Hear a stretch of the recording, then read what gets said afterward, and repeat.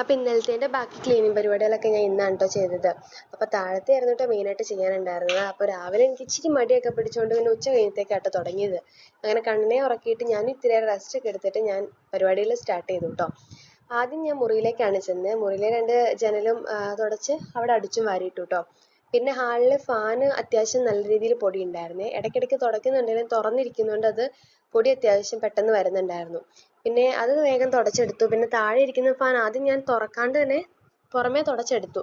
അത് കഴിഞ്ഞപ്പോഴത്തേക്ക് അകത്ത് നല്ല പൊടി ഉണ്ടായിരുന്നു. പിന്നെ ഞാൻ ബ്രഷൊക്കെ ഇട്ട് തൂത്തിട്ട് ആ പൊടി അങ്ങോട്ട് പോകുന്നും ഉണ്ടായില്ലേ. പിന്നെ ഞാൻ രണ്ടും കൽപ്പിച്ച് അതങ്ങ് അഴിച്ചെടുത്തു കേട്ടോ. ഇനിയിപ്പോൾ പിടിപ്പിക്കാൻ പറ്റിയില്ലെങ്കിൽ അച്ഛനും ഏട്ടനും വരുമ്പോൾ പിടിപ്പിക്കാലോ എന്ന് ഓർത്തു. പിന്നെ അപ്പോഴേക്ക് അമ്മ വന്നിട്ടുണ്ടായിരുന്നു കേട്ടോ. അങ്ങനെ ഞാൻ പിന്നെ കണ്ണനും എണീറ്റായിരുന്നു. അപ്പോൾ കണ്ണൻ്റെ കഴിക്കാൻ കൊടുക്കലൊക്കെ നോക്കാമല്ലോ എന്ന് ഓർത്ത് പിന്നെ അമ്മ കേട്ടോ അടിച്ചൊക്കെ വാരിയിട്ടെ. അങ്ങനെ കണ്ണനുള്ള ദോശയും പിന്നെ അമ്മയ്ക്കും എനിക്കും പിന്നെ കണ്ണനുമുള്ള കട്ടൻ ചായയൊക്കെ വെച്ച് ഇച്ചിരി മാഗി ഉണ്ടാക്കിയിട്ടുണ്ടായിരുന്നേ. അങ്ങനെ അതൊക്കെ കഴിച്ചപ്പോഴത്തേക്ക് അമ്മ അടിച്ചൊക്കെ വാരി വിളക്ക് തേക്കാനായിട്ട് മുകളിലേക്ക് പോയേ. പിന്നെ ഞാൻ അവിടെ എല്ലാം തുടച്ചു വിട്ടിട്ട് ഞാനും മുകളിലേക്ക് ചെന്നു കേട്ടോ. അങ്ങനെ മേളിൽ ചെന്നപ്പോഴത്തേക്കും പിന്നെ പുകയ്ക്കാൻ വേണ്ടിയിട്ടുള്ള പരിപാടിയായിരുന്നു കേട്ടോ അമ്മ. അങ്ങനെ കുന്തിരിക്കൊക്കെ ഇട്ടിട്ട് അമ്മ ദേ പുകയ്ക്കാൻ തുടങ്ങി കേട്ടോ. അപ്പോൾ പുക പിടിക്കാൻ വേണ്ടിയിട്ട് കണ്ണനും അവിടെ നിൽപ്പുണ്ടായിരുന്നു കേട്ടോ.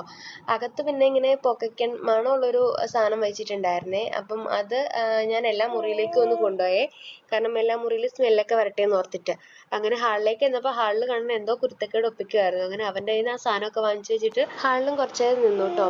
പിന്നെ ഞാൻ അത് അവിടെ എവിടെയെങ്കിലും വെക്കാൻ നോക്കിയപ്പോൾ ഒരിടത്തും ഇവൻ എത്താത്തടത്ത് വെക്കാൻ നടക്കണ കാര്യമില്ല. അപ്പം പിന്നെ ഞാൻ കുറച്ച് നേരം നിന്നിട്ട് പിന്നെ മുറിയിൽ തന്നെ കൊണ്ടുവച്ചു. അപ്പം അടുത്ത വീഡിയോ ആയിട്ട് കാണാം കേട്ടോ.